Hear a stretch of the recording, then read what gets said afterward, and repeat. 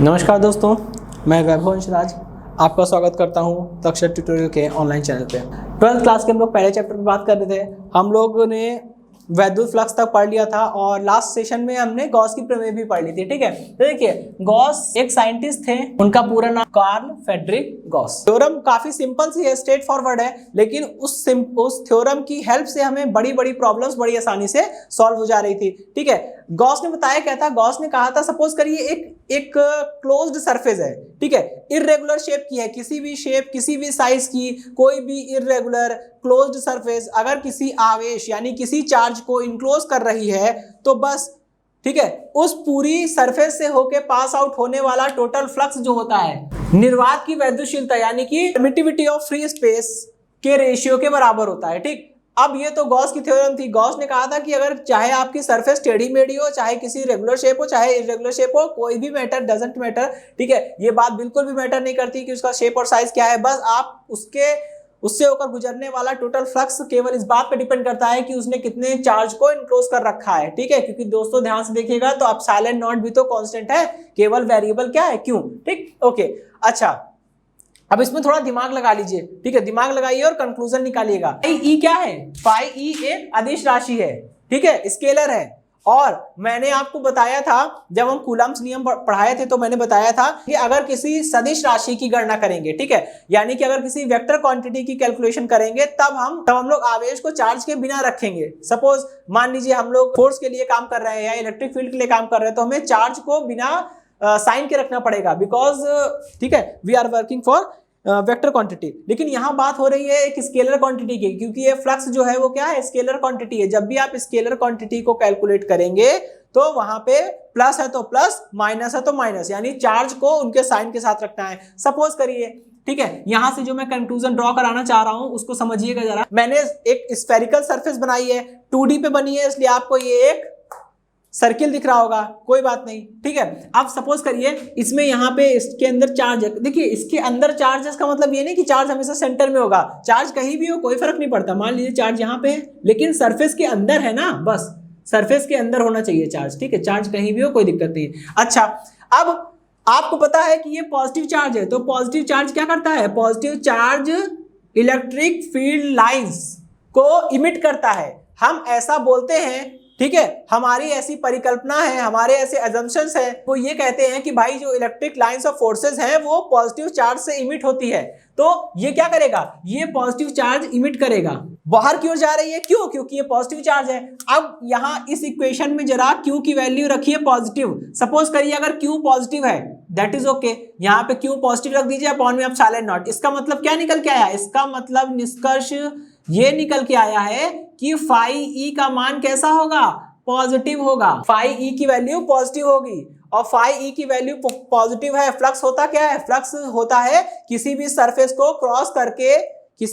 को क्रॉस करके perpendicular direction में निकलने वाली बल रेखाओं को ही तो फ्लक्स कहते हैं। यहाँ ये बल रेखाएं हैं, ये फ्लक्स को ये पृष्ठ को क्रॉस करके ही तो जा रही हैं, तो ये बल रेखाएं कहें या इन्हीं को फ्लक्स कहें, बात तो एक ही है। देखिए इसका मतलब ये हुआ जब बल रेखाएं बाहर जा रही है मतलब फ्लक्स बाहर जा रहा है, जब फ्लक्स बाहर जा रहा है तो फ्लक्स कैसा होगा, पॉजिटिव होगा, यानी कि आउटगोइंग फ्लक्स इज पॉजिटिव। आप देख सकते हैं ये पॉजिटिव चार्ज है तो ये लाइंस को इमिट करेगा तो अंदर से निकल के बाहर की ओर जा रही होगी। भाई ये चार्ज अंदर है, ये सरफेस है पूरी, जब ये अंदर से इमिट करेगा तो ये निकल के बाहर जाएगी, सरफेस को क्रॉस करेगी, ये लाइन क्रॉस करती हुई बाहर निकलेगी, ये लाइन क्रॉस करती हुई बाहर निकलेगी। इसका मतलब ये जो इलेक्ट्रिक फील्ड लाइंस है ये यही तो फ्लक्स है और ये फ्लक्स क्रॉस कर रहा है, और जब ये फ्लक्स बाहर जा रहा है तो इसकी वैल्यू कितनी आ रही, पॉजिटिव। इसका मतलब हम ये कह सकते हैं कि आउटगोइंग फ्लक्स इज पॉजिटिव। इसका just reverse, outgoing flux positive होता है तो इनकमिंग फ्लक्स क्या होगा, निगेटिव होगा। इनकमिंग फ्लक्स कैसे निगेटिव है आइए समझते हैं। अब मैं इसी चीज को मिटाता हूं, ऐसे समझिए, यहां से आपको दिख रहा है कि इलेक्ट्रिक लाइन ऑफ फोर्सेस जो है वो बाहर से आ रही है,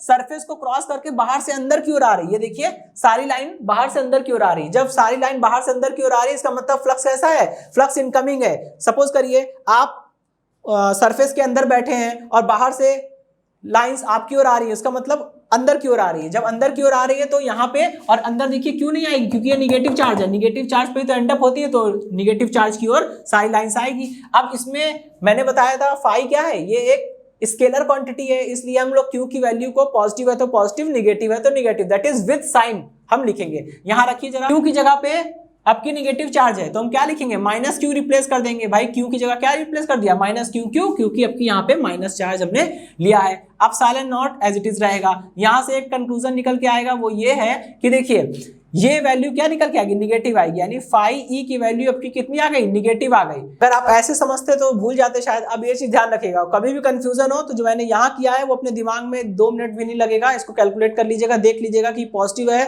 तो बाहर जा रही होगी लाइन्स, बाहर जा रही होगी, पॉजिटिव है तो आउटगोइंग फ्लक्स पॉजिटिव हो जाएगा। अगर अंदर नेगेटिव चार्ज है तो बाहर से अंदर की लाइंस आ रही होगी, इनकमिंग फ्लक्स इज नेगेटिव। ठीक है, चलिए तो अब इसको प्रूफ करेंगे हम लोग। ठीक है, सपोज करिए यहाँ देखिए मैंने एक इर्रेगुलर शेप लिया है। ठीक है, अभी हम बात करते हैं यहाँ, अभी ये सरफेस है, टेढ़ी मेढ़ी है, किसी भी आकार की है, कोई मैटर नहीं करता। हमने क्या किया, हमने मान लिया कि इस सरफेस के अंदर यहाँ पे इस पॉइंट पे एक चार्ज रखा है। ठीक है, ये चार्ज कैसा है, मान लीजिए चार्ज है प्लस क्यू, और हमने क्या किया हुआ है, हमने यहाँ पे एक छोटा सा सरफेस एरिया ले रखा है। ठीक है, एरिया एलिमेंट, एक छोटा सा एरिया एलिमेंट हमने यहाँ पे ले लिया। ठीक, अब एरिया एलिमेंट पे हमने यहाँ पे एक पॉइंट लिया है, और इस पॉइंट पर एरिया वेक्टर किधर होगा, एरिया वेक्टर आपका इधर की ओर होगा, ये हमारा ds कैप है। ठीक है, अब देखिए इलेक्ट्रिक फील्ड और ds कैप के बीच का जो एंगल है वो कितना है, थीटा।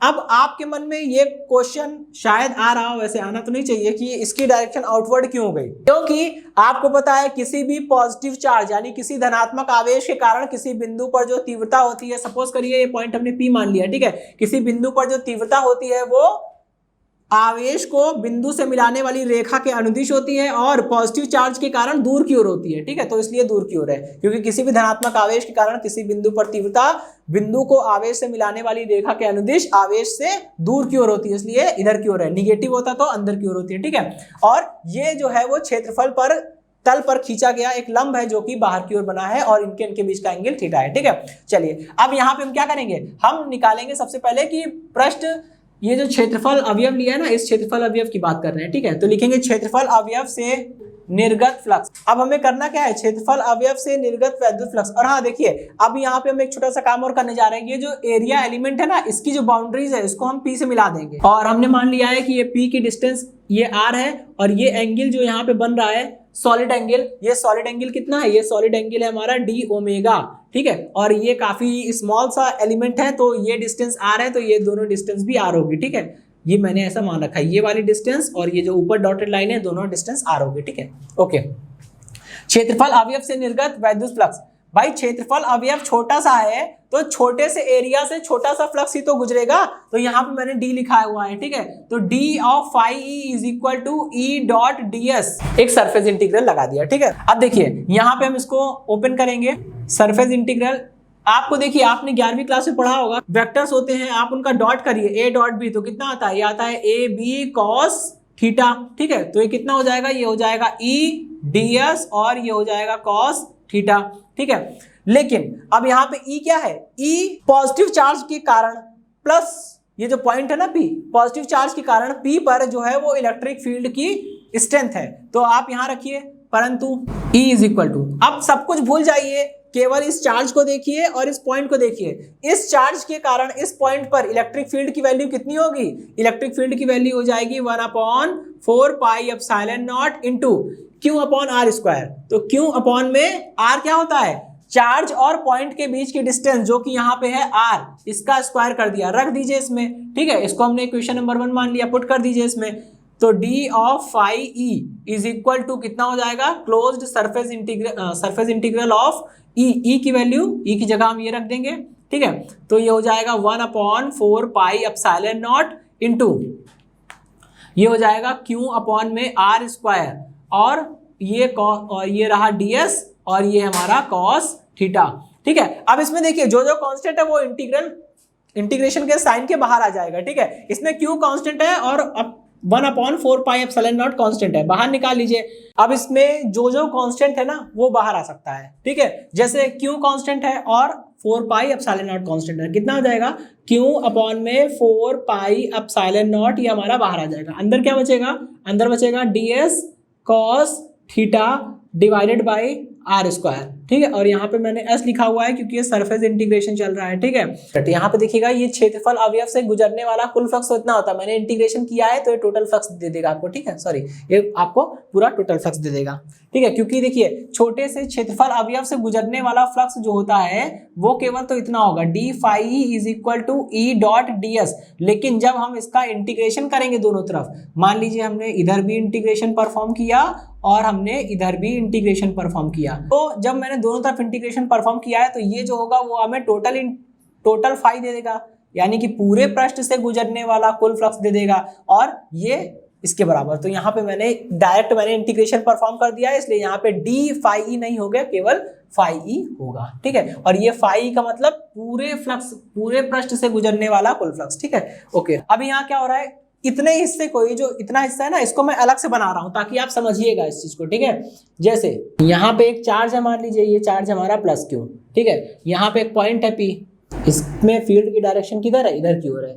ये हमारे फील्ड की डायरेक्शन है और ये इसकी, ये डी एस कैप की डायरेक्शन है। ठीक है, अब देखिए यहाँ इनके बीच में थीटा एंगल बन रहा है, यही तो मैंने यहाँ पे दिखाया है ना, इनके बीच में थीटा एंगल बन रहा है। अब हम क्या करेंगे, इस वाले एरिया को, अब मैं इसको थोड़ा सा या इसी में समझ लीजिएगा, ये वाला जो एरिया है ना, ये हमारा एक्चुअल सरफेस एरिया यानी एक्चुअल सरफेस एलिमेंट है। ठीक है, एरिया एलिमेंट है। अब हम क्या करेंगे, इसका कंपोनेंट लेंगे। आपको पता है ना कि एरिया जो होता है, क्षेत्रफल जो होता है, वो एक सदिश राशि है, और हम सभी सदिश राशियों का घटक ले सकते हैं, कंपोनेंट ले सकते हैं। ये 11वीं क्लास की चीज है, कंपोनेंट लेना। ठीक है, तो हम इसका कंपोनेंट ले सकते हैं। इसका कंपोनेंट हम ले लेंगे और एक ऐसा पृष्ठ बना लेंगे। ये पृष्ठ हमें मिल गया। ठीक है, एक दूसरा पृष्ठ मिल गया, और ये पृष्ठ जो आपको मिला है और इनके बीच का एंगल कितना हो जाएगा, थीटा हो जाएगा। तो जब आप कंपोनेंट लेंगे तो क्या होगा, ये जो थीटा एंगल, ये जो था, ये था ds, इसका एरिया कितना था ds, और ये इनके बीच का एंगल थीटा है। ये थीटा एंगल पे हमने कंपोनेंट लिया है, तो इसका जो क्षेत्रफल आ जाएगा वो कितना आ जाएगा, ds cos थीटा। ठीक है, और इस कंपोनेंट पे अगर आप बात करेंगे तो जो आपने कंपोनेंट लिया है ना ds cos थीटा, इस कंपोनेंट पे क्या होगा, इलेक्ट्रिक फील्ड की डायरेक्शन और ds की डायरेक्शन दोनों आपस में कोइंसाइड कर जाएगी। मान लीजिए कि हमारा ये जो हमारा हथेली है, ये क्या है, ds है। ठीक, ये हमारा ds है, और ये जो पेन है ये मैंने पकड़ रखा है, बिल्कुल हमारे हथेली के परपेंडिकुलर है। ये किसकी डायरेक्शन है, ds की डायरेक्शन है, और ये इलेक्ट्रिक फील्ड की डायरेक्शन है। जो मेरा ये पेन है, ये इलेक्ट्रिक फील्ड की डायरेक्शन। देखिए थीटा एंगल बन रहा है। जब मैं अपनी इस हथेली को थीटा एंगल से घुमा लूंगा, कंपोनेंट ले लूंगा, ये देखिए हमने थीटा एंगल से घुमा लिया। अब देखिए ये पेन, दोनों पेन एक ही डायरेक्शन में आ गए, यानी कि जो पहले ds और e के बीच का जो एंगल ये थीटा था, अब ये खत्म हो गया, अब ये ऐसे घूम गया, तो दोनों एक ही डायरेक्शन में आ गए। अब जब दोनों एक ही डायरेक्शन में आ जाएंगे तो हमें यहाँ क्या करना पड़ेगा, यहाँ इसके लिए हमें, अब देखिए यहाँ पे एक छोटा सा टर्म है, उसको हम लोग डिफाइन करते हैं। ठीक है, वो होता है घन कोण। घन कोण कैसे निकालते हैं, घन कोण का मतलब होता है किसी एक पृष्ठ क्षेत्रफल द्वारा, ठीक है, पृष्ठ क्षेत्रफल द्वारा या लंबवत पृष्ठ क्षेत्रफल द्वारा भीतर के किसी बिंदु पर बनने वाला घन कोण जो होता है वो क्या होता है, पृष्ठ क्षेत्रफल जो भी हो। यहाँ क्षेत्रफल हमारा कितना है, ds cos थीटा, क्षेत्रफल अपॉन में दूरी के स्क्वायर, दूरी का स्क्वायर। दूरी मतलब इस पृष्ठ की इस बिंदु से दूरी कितनी है, ये r ही तो है, ये सारी दूरियां हैं, देखिए ये सब r ही तो है, तो इस दूरी का स्क्वायर, यानी जो किसी बंद पृष्ठ के द्वारा किसी भीतरी बिंदु पर बनने वाले घन कोण का जो मान होता है वो लंबवत पृष्ठ क्षेत्रफल तथा पृष्ठ क्षेत्रफल की बिंदु से दूरी के वर्ग के अनुपात के बराबर होता है। ठीक है, तो यानी कि यहाँ पे जो क्वांटिटी है पूरा क्या बन जाएगा, ये हमारा पूरा बन जाएगा, ये पूरा बन जाएगा डी ओमेगा। ठीक है, और बाहर है उसको एज इट इज रहने देंगे,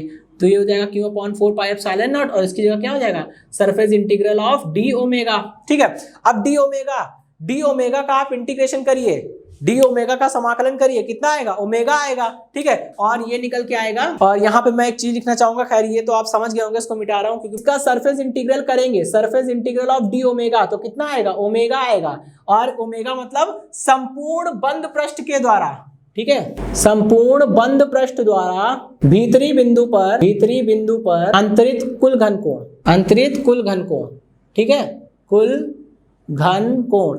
और भैया किसी भी बंद पृष्ठ के द्वारा किसी भी भीतरी बिंदु पर बनने वाले कुल घन कोण का मान कितना होता है, 4 पाई। ठीक है, घन कोण को आप ऐसे समझ सकते हैं, सपोज करिए जो बर्थडे में हम लोग टोपी लगाते हैं सर पे, ठीक है, जो कि होती है शंकु के आकार की होती है। आप क्या करिए, उस टोपी को पलटिए और जहां उसका सर्कुलर हिस्सा होता है, चौड़ा वाला हिस्सा होता है, वहां से बाहर उसको ऐसा उल्टा करके बाहर से उसमें अंदर की ओर झांकिए। तो जो अंदर पे ऊपर जो शीर्ष बना होगा ना शंकु का, उसको देखने पर आपको जैसे सर्किल के आकार का एक एंगल बनता हुआ दिख रहा होगा ना, वही एंगल होता है घनकोण। ठीक है, मैं उसी की बात कर रहा हूं। अब देखिए पूरा कितना आ जाएगा, 4 पाई आ जाएगा। यहां रख दीजिए क्यू अपॉन में 4 pi epsilon naught multiplied by 4 pi, ये कट जाएगा और कितना आ जाएगा, phi of E is equal to Q divided by epsilon naught. ठीक है, ये रिजल्ट है जो मैं प्रूफ करना चाह रहा था। ठीक है, तो ये गॉस थ्योरम का प्रूफ हो गया। प्रूफ भी आता है, थ्योरम भी आती है, लेकिन थ्योरम और प्रूफ से ज्यादा उसके एप्लीकेशंस इंपॉर्टेंट है। ठीक है, अब हम लोग चलते हैं अगले एप्लीकेशन पे, फर्स्ट एप्लीकेशन पे। ठीक है, गॉस की प्रमेय के उपयोग, ये काफी इंपॉर्टेंट है, इसलिए मैं इस पे स्टार बना दे रहा हूं। देखिए इसमें हम आपको कोर्स में तो आपके 3 है। ठीक है, कोर्स में आपके 3 है, तो हम 3 एप्लीकेशन पढ़ाएंगे। उसके अलावा जब हम कुछ एग्जांपल्स कराएंगे, कुछ क्वेश्चंस कराएंगे, तो उसमें भी 1-2 टाइप और इंक्लूड कर दूंगा मैं।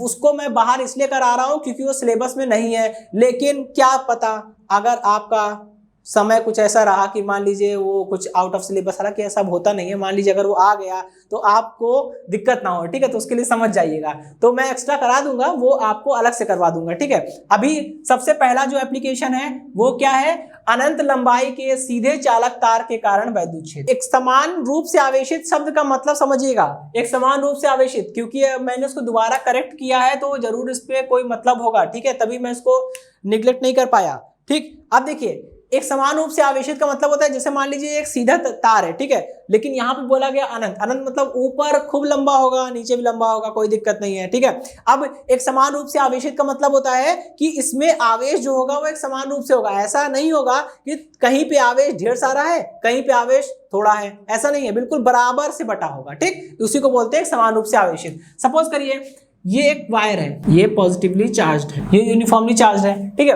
अब मुझे करना क्या है, इस आवेश से स्मॉल r दूरी पर कोई एक बिंदु है, उस बिंदु पर हमें वैद्युत क्षेत्र का मान ज्ञात करना है। तो क्या करेंगे, ठीक है, इसके लिए सबसे पहले हम एक गॉसियन पृष्ठ खींचेंगे। गॉसियन पृष्ठ क्या होता है मैं अभी बताता हूं, थोड़ा इंतजार करिएगा। पहले जो डायग्राम कंस्ट्रक्शन हो रहा है इसको ध्यान से देखिए। हमने क्या किया हुआ है, यहाँ पे एक समान रूप से आवेशित चालक तार ले लिया था। ठीक है, उस चालक तार से स्मॉल r दूरी पर कोई एक बिंदु है, ये रहा। ठीक है, एक बिंदु है, इसको हमने नाम दे दिया, क्या बोल दिया, इसको हमने P बोल दिया। ठीक है, r दूरी पर, स्मॉल r दूरी पर एक बिंदु है हमारा P, उस बिंदु पर वैद्युत क्षेत्र की तीव्रता हमें ज्ञात करनी थी। ओके, तो सबसे पहला काम देखिए, यहाँ पे हम लोग क्या पढ़ रहे हैं, गॉस की प्रमेय के अनुप्रयोग। इसका मतलब कि इस काम में जो काम हम करने जा रहे हैं, कौन सा काम करने जा रहे हैं हम लोग एक समान रूप से आवेशित चालक तार के कारण वैद्युत क्षेत्र निकालने जा रहे हैं। और इस काम में अगर गॉस की प्रमेय का यूज नहीं करेंगे तो फायदा ही क्या है, फिर हम इसको इस सेक्शन के अंतर्गत क्यों पढ़ रहे हैं, क्योंकि हम पढ़ रहे हैं गॉस की प्रमेय के उपयोग। तो गॉस की प्रमेय कहीं ना कहीं किसी ना किसी रूप में यूज जरूर होनी चाहिए। ठीक है, ओके, अब देखिए मुझे क्या करना था, स्मॉल r दूरी पर, तार से स्मॉल r दूरी पर स्थित कोई एक बिंदु है P, उस पर वैद्युत क्षेत्र निकालना है। सबसे पहला काम करेंगे गॉसियन पृष्ठ का चुनाव। तो गॉसियन पृष्ठ होता क्या है पहले समझ लेते हैं। देखिए अगर आप किसी भी आवेशित निकाय के कारण वैद्युत क्षेत्र निकालना चाह रहे हैं तो आपको करना क्या होगा, आपको इतना काम करना है कि सबसे पहले एक गॉसियन पृष्ठ चुनना है। तो गॉसियन पृष्ठ क्या होता है, उस आवेशित निकाय को कवर करने वाला एक काल्पनिक पृष्ठ होता है। ठीक है, अब पृष्ठ तो काल्पनिक पृष्ठ हो गया, ठीक है, समझ में आ गया। अब उस निकाय को कवर करने वाले कई ढेर सारे पृष्ठ हो सकते हैं, लेकिन हम लोग कहते हैं कि अगर आपने सही गॉसियन पृष्ठ का चुनाव किया है तभी आपका काम बनेगा, अदरवाइज आपका काम बनने से रहा। तो अब ये कैसे पता चलेगा कि कौन सा गॉसियन पृष्ठ सही है, कौन सा गॉसियन पृष्ठ गलत है। तो गॉसियन पृष्ठ चुनिए, उसके बाद उस गॉसियन पृष्ठ पे मेरी 2 बातें अप्लाई करके देखिएगा। अगर संतुष्ट हो रही होगी कंडीशन, मेरी 2 बातें उस गॉसियन पृष्ठ पर लागू हो रही होगी, तब तो वो गॉसियन पृष्ठ सही है, अन्यथा वो गलत है। कैसे, क्या हो सकती है वो कंडीशन, पहली कंडीशन ये होती है कि गॉसियन पृष्ठ पे कहीं पर भी एक छोटा सा एरिया एलिमेंट ले लीजिए, पूरे गॉसियन पृष्ठ पे कहीं भी एक छोटा सा एरिया एलिमेंट ले लीजिए और देखिए उस एरिया एलिमेंट पर क्षेत्रफल सदिश ds और वैद्युत क्षेत्र E के बीच का कोण या तो 0 हो या 90 हो। 0 और 90 के अलावा कुछ नहीं होना चाहिए, 30, 40, 60, 45 कुछ अलाउ नहीं है। ठीक है, केवल या तो 0 हो या तो E और DS के बीच का एंगल या तो 0 हो या तो 90 हो। ठीक है, अच्छा इतनी बात समझ में आ गई।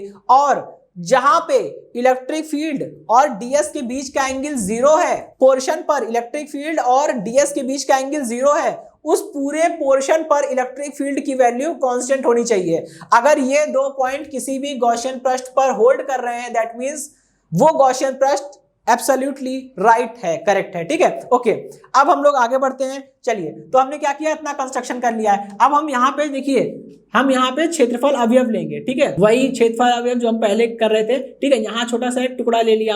अब इस पर क्षेत्रफल सदिश, भाई ये पृष्ठ ऐसा है। ठीक है, सपोज करिए यहाँ पे एक बेलन टाइप का है, तो बेलन में क्या होगा, एक वक्री पृष्ठ होगा। वक्री पृष्ठ पे आपने एक छोटा सा हिस्सा ले लिया, तो इस वक्री पृष्ठ पे जहां जो हिस्सा लिया है, इस पर क्षेत्रफल सदिश किधर होगा, बाहर की ओर होगा, क्योंकि क्षेत्रफल सदिश बाहर की ओर होता है, तो इसका ये डीएस हो जाएगा बाहर की ओर। ठीक है, डीएस हो जाएगा बाहर की ओर। अब देखिए, इस पॉइंट पे इलेक्ट्रिक फील्ड की डायरेक्शन क्या होगी, भाई ये पॉजिटिव चार्ज है, धनात्मक आवेश के कारण किसी बिंदु पर वैद्युत क्षेत्र बाहर की ओर होता है, दूर की ओर होता है, तो इलेक्ट्रिक फील्ड भी इस डायरेक्शन में है, डीएस भी इस डायरेक्शन में है। ओके, चलिए इतना समझ में आ गया। यहाँ पे angle theta is equal to भैया कितना हो जाएगा, 0, थीटा इज इक्वल टू 0 हो जाएगा। ठीक है, अब यही काम हमने यहाँ किया। एक्चुअली में क्या होता है कि यहाँ पे एक बेलन बन रहा है, और बेलन के लिए 3 पृष्ठ होते हैं, एक वक्री पृष्ठ और 2, एक ऊपर वृत्ताकार पृष्ठ, एक नीचे वृत्ताकार पृष्ठ। ठीक है, तो जो ऊपर पृष्ठ बन रहा है वृत्ताकार और जो नीचे पृष्ठ बन रहा है उसकी बात अभी हम करेंगे, और जो वक्री पृष्ठ बन रहा है उसकी बात हम लोग कर चुके हैं। उसमें हमने क्या किया, उसमें हमने एक छोटा सा क्षेत्रफल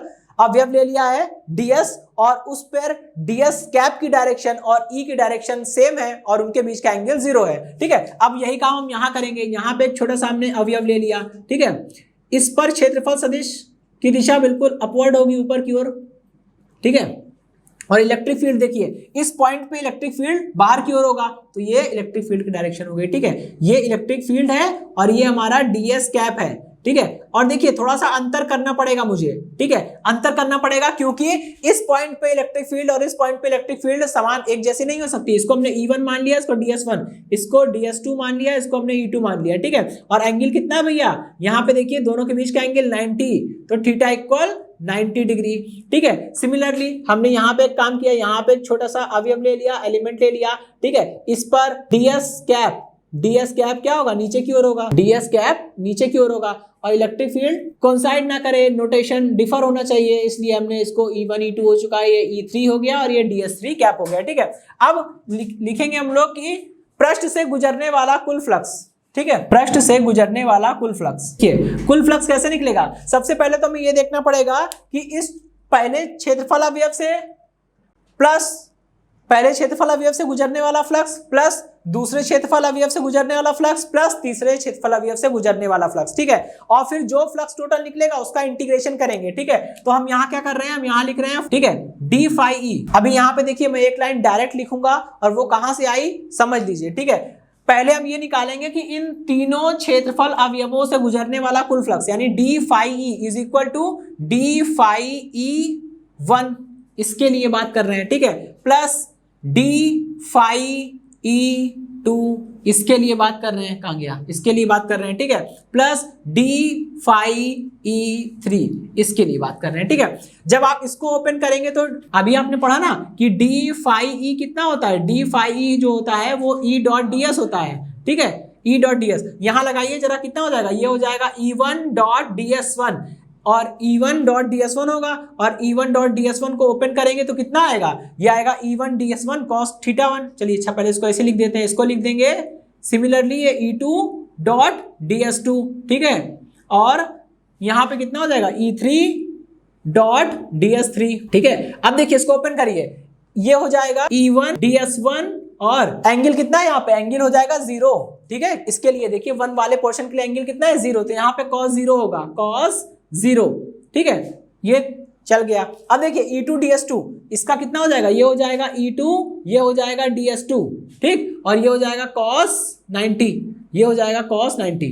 ठीक है, cos 90, और इधर कितना बनेगा, ये बनेगा E3 DS3 और cos 90, क्योंकि यहां भी एंगल 90 है, यहां भी एंगल 90 है, थीटा इक्वल। ठीक है, इतना समझ में आ गया। अब देखिए cos 90 0 होते हैं, दोनों खत्म हो जाएंगे। ठीक है, केवल ये बचेगा।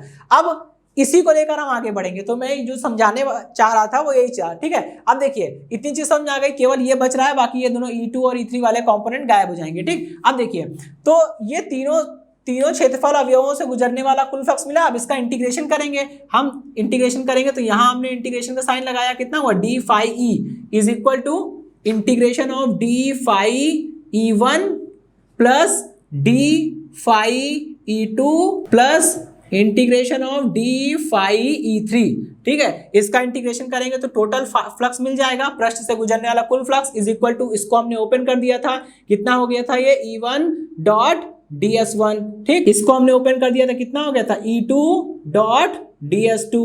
ठीक, और इसको हमने ओपन कर दिया था, कितना हो गया था, ये हो गया था E3 डॉट ds3।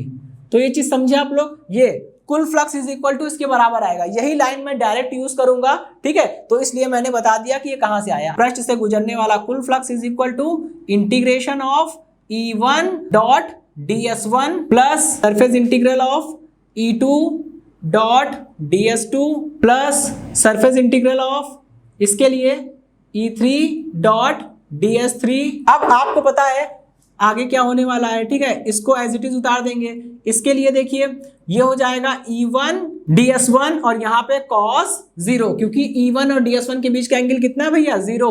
ठीक है, इतनी बात समझ में आ गई। यहाँ पे आइए, ठीक है, कितना हो जाएगा E2 ds2। ऐसा क्यों कर रहे हैं, a डॉट b करने पर कितना आता है, ab cos थीटा, 11वीं क्लास की चीज है। ठीक है, और यहाँ पे देखिए एंगल कितना हो जाएगा, E2 और ds2 के बीच का एंगल 90 है। ठीक है, E2 इधर है, ds2 ऊपर है, ये पूरा एंगल कितना बन रहा है 90 का, तो यहाँ पे कितना आ जाएगा 90 डिग्री। ठीक है, और प्लस इसकी बात करते हैं, देखिए E3 और ds3 के बीच का एंगल भी कितना हो गया भाई 90, तो ये हो गया E3 और ds3 और ये cos 90। ठीक, cos 90 गोज टू 0, ये पूरा 0 हो जाएगा, केवल ये बचेगा। ठीक है, इसमें भी देखिए E1 क्या है, E1 कांस्टेंट है। क्यों, क्योंकि इलेक्ट्रिक फील्ड की वैल्यू क्या होती है, इलेक्ट्रिक फील्ड किसी बिंदु आवेश के कारण वैद्युत क्षेत्र कितना होता है 1/4 pi epsilon not q upon r। ठीक है, q अपॉन r स्क्वायर। ठीक, इसमें केवल दूरी पर ही तो वैद्युत क्षेत्र बदलता है, क्योंकि आवेश एक बार रख दिया तो फिक्स हो गया, ये पहले भी कांस्टेंट है, केवल दूरी। अब देखिए इस वक्री पृष्ठ पे आप कहीं भी घूमेंगे तो तार से दूरी r कांस्टेंट ही रहेगी। तो जब दूरी कांस्टेंट है तो पूरे वक्री पृष्ठ पे क्या होगा, इलेक्ट्रिक फील्ड की वैल्यू कांस्टेंट हो जाएगी, तो इलेक्ट्रिक फील्ड E1 क्या होगा, कांस्टेंट होगा। और जब इलेक्ट्रिक फील्ड E1 कांस्टेंट होगा, बाहर निकाल लीजिए, कितना बन जाएगा, E1 भैया बाहर आ गया और सरफेस इंटीग्रल ऑफ ds1 बचा और ये 1 हो गया। ठीक, और ये 0, ये 0। ऐसा क्यों कर रहे हैं, क्योंकि यहां लिख दीजिएगा cos 90 goes to 0। अब देखिए यहां पे इसका मतलब समझिएगा, ds1 का सरफेस इंटीग्रल कर रहे हैं। ठीक है, ds1 वक्री पृष्ठ पर लिया गया एक छोटा सा क्षेत्रफल अवयव है, जब उसका इंटीग्रेशन करेंगे तो पूरे वक्री पृष्ठ का क्षेत्रफल मिल जाएगा।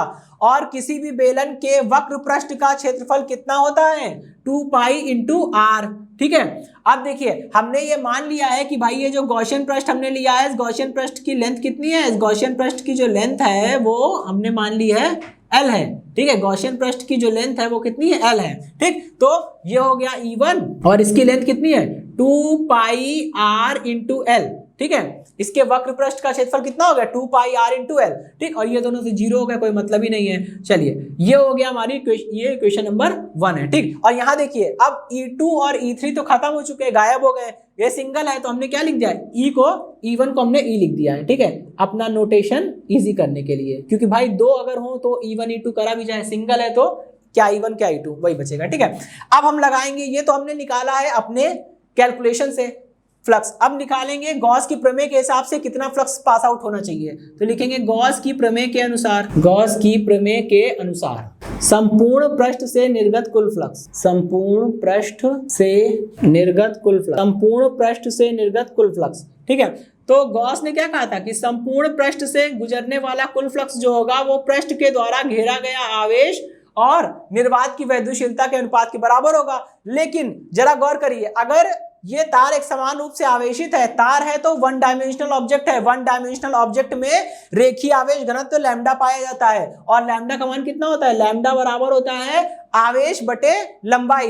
भाई L लंबाई में अगर Q आवेश है, सपोज करिए L लंबाई में अगर Q आवेश है तो लैम्डा बराबर Q अपॉन L, यहां से Q की वैल्यू निकाली, कितना आएगा लैम्डा इंटू L। ठीक है, और ध्यान रखिएगा यस ये तार क्या है इनफाइनाइट लेंथ का जरूर है, लेकिन मैंने इसके केवल L सेगमेंट पे काम किया है, क्योंकि आपको पता है अगर वायर की लेंथ इनफाइनाइट है तो हम क्या कर सकते हैं, इनफाइनाइट लेंथ पे, इनफाइनाइट पे काम ही नहीं हो सकता, उसकी एक फाइनाइट वैल्यू पर ही काम करते हैं। तो हमने इसकी एक फाइनाइट लेंथ एल को ले लिया, इसके लिए काम करेंगे। ठीक है, चलिए अब क्या करेंगे, यहाँ पे क्यू की जगह हम रख सकते हैं lambda into L divided by epsilon not. Equation number 2, समीकरण 1 क्या बता रही है, पृष्ठ से गुजरने वाला कुल फ्लक्स। समीकरण 2 भी क्या बता रही है, पृष्ठ से गुजरने वाला कुल फ्लक्स। जब दोनों समीकरण एक ही चीज को बता रही है तो दोनों समीकरण इक्वल होनी चाहिए। 1 और 2 की तुलना कर दीजिए, लिखेंगे समीकरण 1 व समीकरण 2 की तुलना करने, समीकरण 1 और समीकरण 2 की तुलना करने पर। ठीक है, चलिए यहां मैं ये चीज साइड में लिख दे रहा हूं कि लैम्डा इज इक्वल टू भैया कितना हो जाएगा, क्यू अपॉन एल। तुलना कीजिए तो ये क्या हो गया, E into 2 pi R L is equal to lambda L upon में एप्सिलॉन नॉट। ठीक है, क्योंकि समीकरण 1 के, समीकरण 1 और 2 के LHS बराबर है तो RHS भी बराबर होंगे, बराबर कर दिया। L से L कट जाएगा। ठीक है, कितना बचेगा, यहां से जो निकल के आएगा वो ये है कि ये बचेगा E, और इसको अपॉन में भेज दीजिए, कितना हो जाएगा, ये हो जाएगा 1 अपॉन 2 पाई एप्सिलॉन नॉट, और ये हो जाएगा लैम्डा अपॉन में R हो जाएगा। ठीक, और देखिए यहां पे अभी तक हम लोग को ये रट गया है और आगे रट जाएगा कि 1/4 पाई, क्योंकि 1/4 पाई एप्सिलॉन नॉट करके बहुत सारे फॉर्मूले होते हैं। तो अगर एक फॉर्मूले में 1/4 पाई एप्सिलॉन नॉट की जगह 1/2 पाई एप्सिलॉन नॉट हो जाए तो कंफ्यूजन क्रिएट होने के चांसेस बहुत बढ़ जाते हैं। तो ऐसी गलती ना हो इसके लिए हम क्या करेंगे, थोड़ा सा दिमाग लगाएंगे, नीचे 2 से गुणा, ऊपर 2 से गुणा, तो ये क्या हो जाएगा, ये हो जाएगा E is equal to 1/4 pi epsilon naught, और ये हो जाएगा भैया 2 लैम्डा अपॉन में। तो यही किसी तार के कारण उत्पन्न वैद्युत क्षेत्र का मान इतना होता है। ठीक है, तो देखा दोस्तों हम लोग ने गॉस की प्रमेय का उपयोग करके कैसे किसी एक समान रूप से आवेशित अनंत लंबाई के चालक तार के कारण वैद्युत क्षेत्र निकाल लिया। और कमाल की बात तो ये निकली कि किसी भी तार के कारण जो वैद्युत क्षेत्र उत्पन्न हो रहा है वो तार से बिंदु के बीच की दूरी R पर निर्भर कर रहा है, L पर निर्भर ही नहीं कर रहा है। इसका मतलब तार चाहे छोटा हो चाहे तार अनंत लंबाई का हो, उस तार के कारण R दूरी पर जो वैद्युत क्षेत्र आना है वो उतना ही आएगा। ठीक है, और क्योंकि इस फॉर्मूले में R तो दिख रहा है, कहीं इस फॉर्मूले में L दिख रहा है नहीं। ठीक है, यानी कि तार के द्वारा उत्पन्न वैद्युत क्षेत्र, तार के द्वारा लंबवत दिशा में R दूरी पर उत्पन्न वैद्युत क्षेत्र का मान जो होता है वो तार की लंबाई पर निर्भर नहीं करता है। ओके दोस्तों, तो आज के सेशन में हम लोग रखते हैं इतना ही, मिलते हैं हम लोग नेक्स्ट सेशन में, धन्यवाद।